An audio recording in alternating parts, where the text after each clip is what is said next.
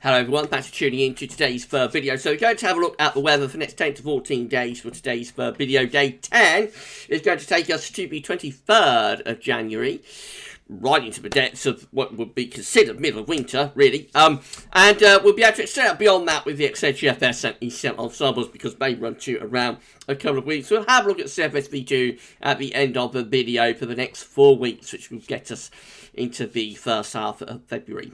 So I'll get on that for you in a moment. Just say that first video was our 7 AM upload. Actually released at 6 AM now, and I'm going to get into the habit of saying 6 AM rather than 7 AM. And also European outlook as well. So please like, share, subscribe on the videos. And thank you so much everybody for doing that. I hope you're having a lovely, lovely Thursday. Right, we'll just start off something a bit different. So I'm seeing a bit of similarity at the moment with this winter and winter of 1991 and 1992.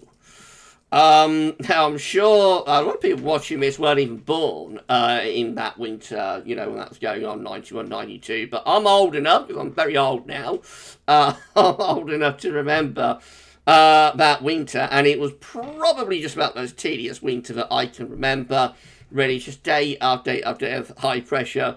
So I thought you'd have a very quick look at how that winter, played out. So we're starting here with the reanalysis charts, historic archive from West Central, starting on the first day of December, and surprise, surprise, we're under high pressure on the first day of December 1991. Now keep an eye on this high pressure as we go through. So we're going through the first week of December. It looks like high pressure is going to go somewhere interesting there on the thought, but it doesn't. Actually just sits over top of UK and Western Europe, and so, you know, carries on into the second week of December 1991 as well. I remember that being quite a frosty spell. It did have an inversion with a lot of frost and fog, I think, in that period. Then it gets milder around middle of the month, goes a little bit more unsettled.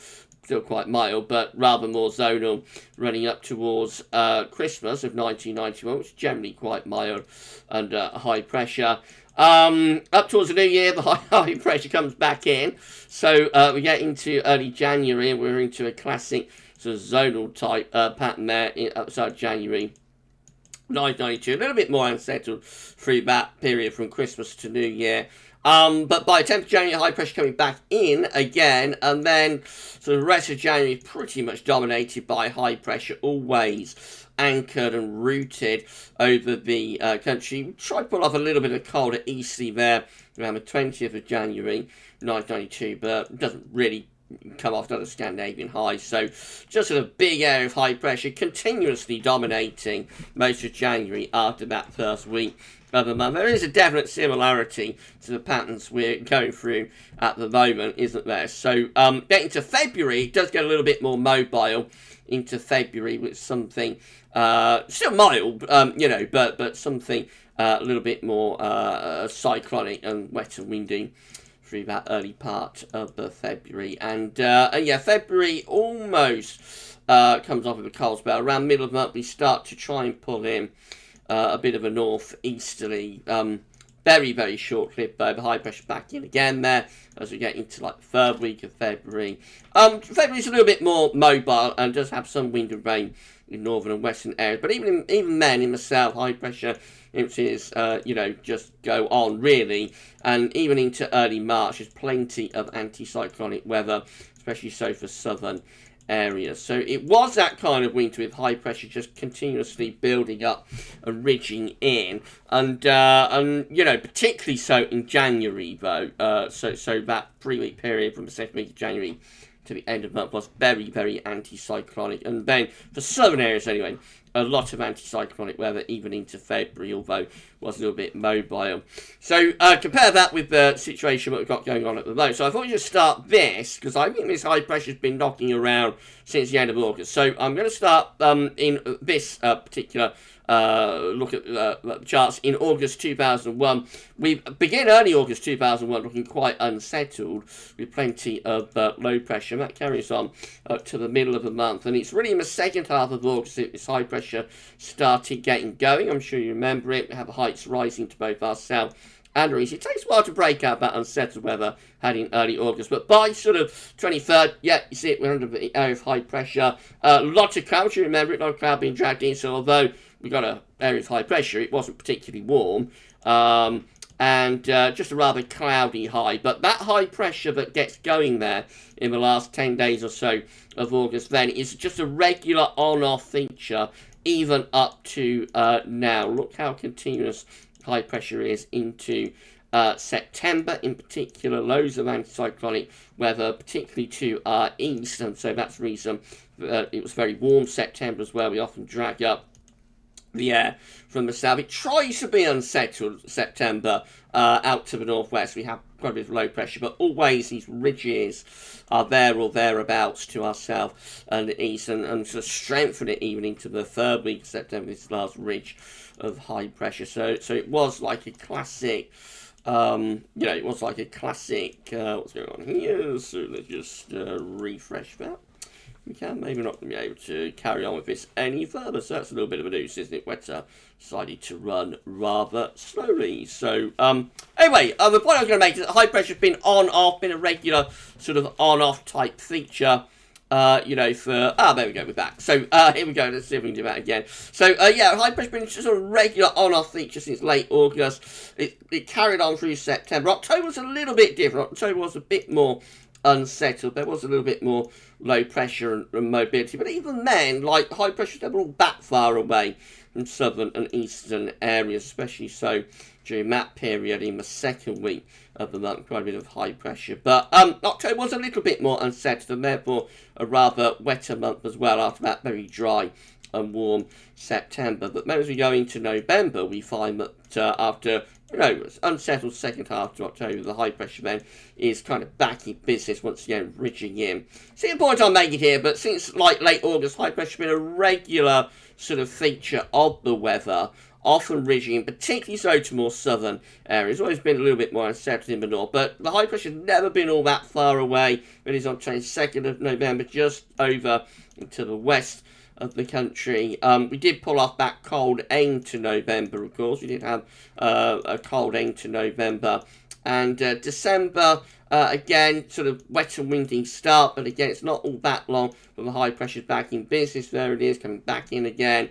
High pressure ridging up from the south and sitting over the country.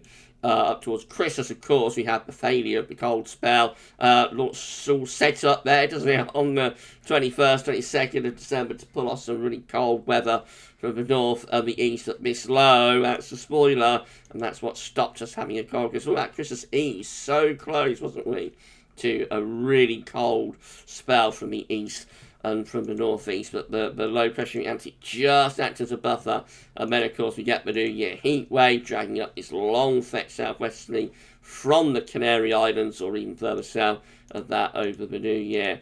And now we're back under high pressure again, so the beginning of January is a little bit unsettled, but again, it's not long for the high pressure gets back in, and now we're into an extended run of anticyclonic weather, seemingly for the next week, 10 days, maybe even beyond it. So similarities to 9192, and you can see how this high pressure started in August and has been a regular, recurring, repeating pattern since then. At some point, we're going to get a pattern change. At some point, the high pressure will go, and we'll probably set up a very wet spell when that happens. Let's hope it doesn't happen just in time for the summer.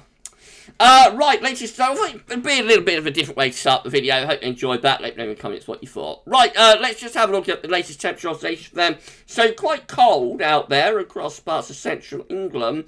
We're still at freezing there at Pershore at the middle of the day. And generally being pretty cold across most parts of like Midlands, Church, Norfolk, 5 degrees, Shopdon at 5 degrees as well, Bristol at 7, a little bit less cold in the southeast corner, so Norwich at 8 degrees, Lynn Airport 8 degrees, but the mildest weather today is in the far north, which is a little bit unusual. So it's coldest like in the south, really mildest in the north. Alhara is at 10 degrees, Aberdeen's at 12 degrees, must be a little bit of phone effect going on there. Wick is at 11 degrees as well. So the mildest weather in the far north of the country, the coldest weather in the more southern and southwestern areas, which I'll say is a little bit unusual, but you do get these variations, particularly so in the winter, of course. Solar temperature has begun to tick down again, so we've lost 0.1 of a degree from yesterday to today. CT is currently standing at 6.2. That's an anomaly, still very mild, at 2.6 degrees above average. That is provisional to yesterday, to 12th of January. That will carry on falling over the next few days, as we are in for some more cold nights. As we've already established, daytime temperatures aren't that mild either, aren't that warm. So, yeah, expect that to drop down into the 5s over the next few days. These are a GFS upper air temperature and precipitation ensembles. The next couple of weeks, I thought looking at Northampton today, local to me, so the red line is at the 30-year upper air temperature average for Northampton. We're starting off above average at the moment with the upper air temperature, but inversion is taking place, which means it's colder on the surface than it is aloft. Now, that cold period, around the 17th to the 19th of January, or the cold snap, but the GFS and its ensembles were flirting with the other day, that's more or less gone. Still one or two going for that, means outliers just here, but you can see how generally most of the ensembles have pulled that back. And actually, sort of into the middle part of next week, the upper air temperature go a little bit milder than average, but it's still anticyclonic, so there could still be frost and fog. There is a bit of a drop in the upper air temperatures. Let's see, a little bit in evidence into the last week of the month, but it's not clear-cut at all. So overall, the upper air temperature look relatively mild for the next couple of weeks, but because it's anticyclonic weather, it's not that straightforward, and there may be like frost and fog, but there's not much sign of like genuine winter here, northerly or easterly winds from like the Arctic or from Siberia and Russia. Precipitation-wise, loads and loads of dry weather. That's a little bit more unsettled towards month's end, but otherwise, you know, plenty of dry and fine conditions. This is sea level pressure, so that's holding up between around 1,030 and 1,040 millibars generally for the next couple of weeks, so plenty of high pressure domination. 2 meter temperature looking like that. They're not really doing all that much of interest, to be honest, so a little bit below average by day, and you know, some frosty nights coming up. There is more scatter into the last week of the month, so then we have some very mild outlier members up here, and we do also have some really quite cold outlier members down there as well. But as I say there, you know, that's a very long way off. In terms of snow row, absolutely nothing doing for snow until maybe the last days of the month, where there are a few more snow spikes reappear. What about the extended ensembles? Let's have a look at those. They do get a little bit more interesting as we go into February, actually. So, but you know, it's very unreliable. So this gets like to the middle of February. So starting off with hardly anything going on from a snow perspective, and then as we go along, you see that they do increase. So there must be quite a few ensembles again for cold weather through the early part of February. But again, it's a very long way off that, and not, you know, not in any way reliable and to be taken seriously. These are the extended upper air temperature and precipitation ensembles. Again, getting us into the middle of February. So we start off, of course, very mild with the upper air temperature at the moment. It's not simple as that. Rest of January, we're close to average, really. There is a drop that we see there, end of January into February.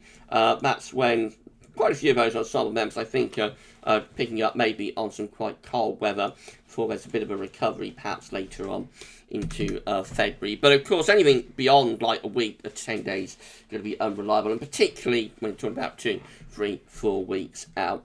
Maybe we might pull off something colder by the end of January and into February, but we'll have to wait and see.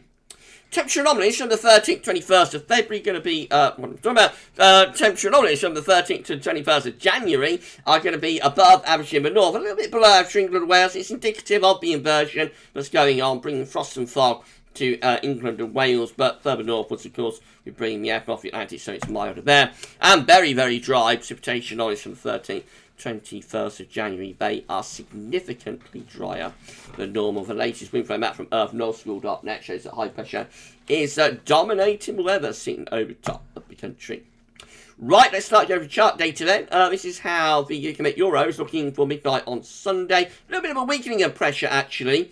on Sunday. Might bring some showery rain into the north, but it's not non-bomb high pressures back in again through the early part of next week. Again, that's bringing up those mild, cloudy southwesterlies to the north and west.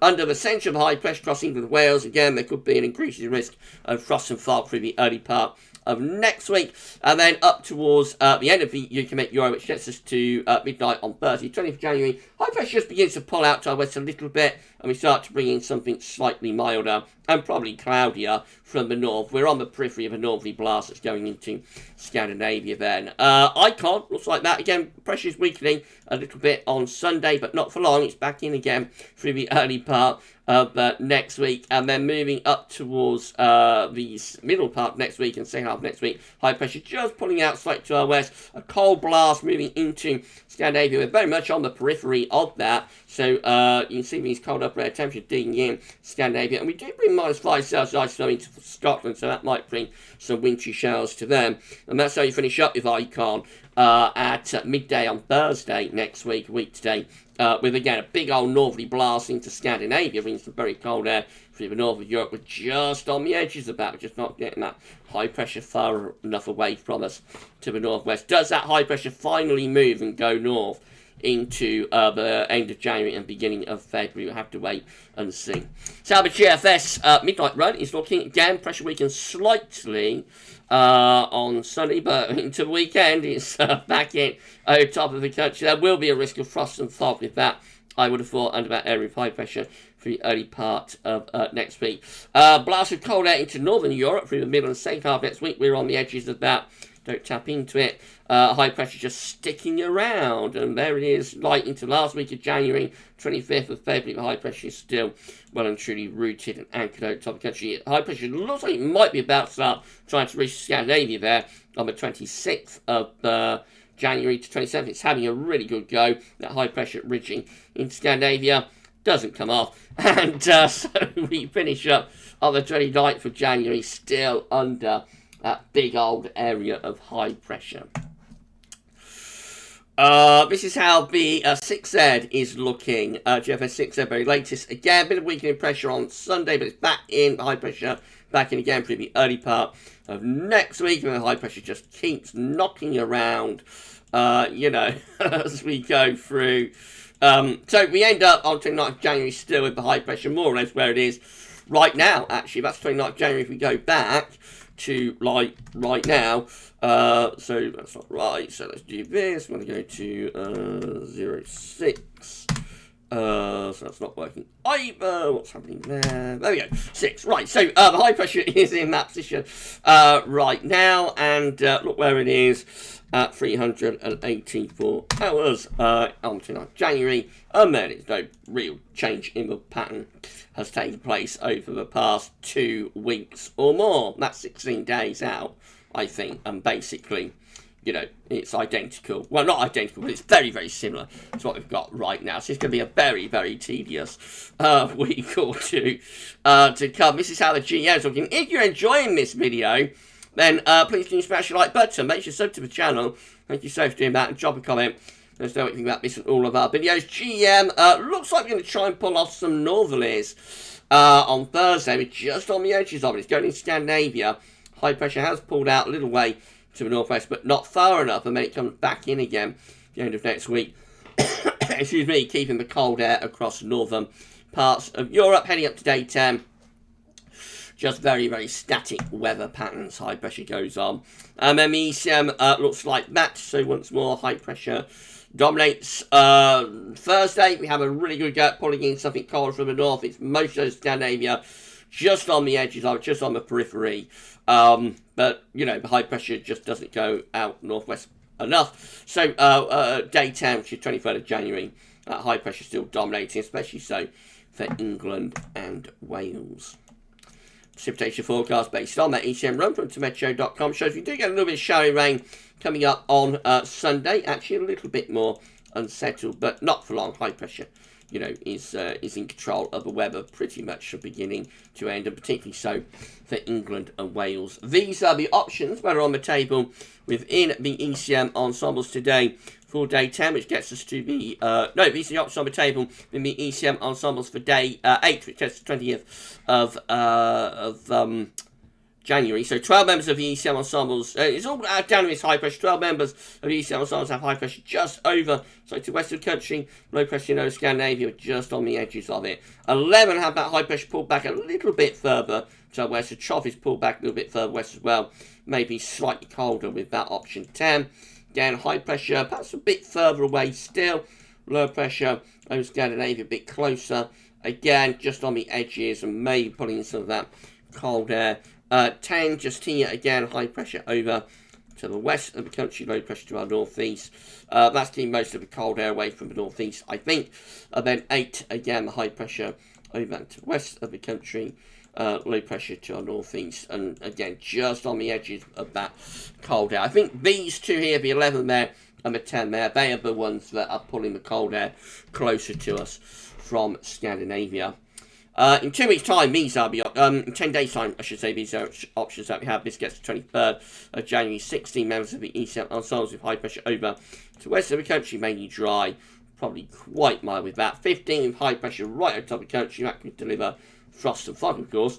10 with high pressure again over and slightly to west of the country, low pressure to the north. That's going to be pretty mild winds in from west. And then another 10 with, again, high pressure ridging in from the Atlantic, low pressure up to the north. That's going to be dry and relatively mild also. And then in 2 weeks' time, lastly, these are the options that we've got. We'll go to 28th of January. 15 members of the ECM ensembles pull the high pressure a little bit further westwards, low pressure to our east. That could allow some cold air to start digging in from the north. There we have 11 with high pressure right over top of the country. That's frost and fog. 8 with high pressure slightly to our west. So again, that's going to be mainly dry with frost and fog, especially so further south. 7 take the high pressure more towards the northwest and have low pressure to our southeast. So they're pulling in cold air, cold winds, cold air from the east and northeast. That could be turning wintry. 6 doing something very similar, actually. Again, just here, low pressure, high pressure just there. Low pressure just here again. That will be pulling in something quite cold from the northeast. And then 4 flat, westerly and wet and windy. So high pressure still in business at the end of January, but the exact position, you know, is critical. And we might start getting something a bit colder by month's end. Lastly, surface V2, these are 500 millibar heights broken down into week periods. The first week period takes from the 13th to the 19th of January. The coming week is dominated by the area of high pressure as we have established. It's going nowhere fast. And into week 2, it's still there. It's the 20th, 26th of January, again sitting over slightly to the west of the country once more.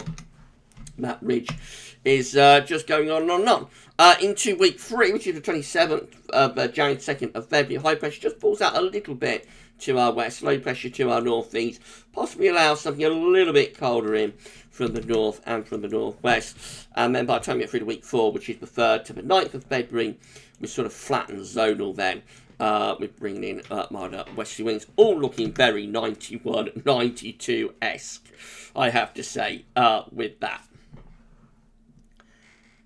And we're done. So if you enjoyed the video, please give smash the like button. Make sure you sub to the channel. Thank you so much for doing that. And drop a comment. Let us know what you think about this and all of our videos. It's amazing. It's incredible. Thank you for doing that for GavsWeatherVids. And yeah, we've got to put on around another 6 or 7 subscribers to get ourselves to 13.1k. So when will we get our first 100 in 13k? It would be nice if we could do it quickly. But, you know, we'll see how that pans out.